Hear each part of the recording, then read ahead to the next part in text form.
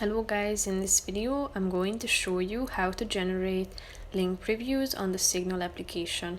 But first I just want to mention, don't forget to subscribe to my channel because at 100,000 subscribers I am going to show you my whole YouTube revenue statistics and growth strategy, how to make money online. Now let's jump into it. First of all, open the application on your phone.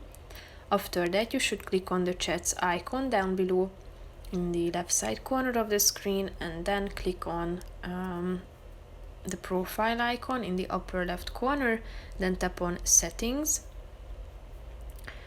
Here click on the chats icon, and here you have the generate link previews option at the top.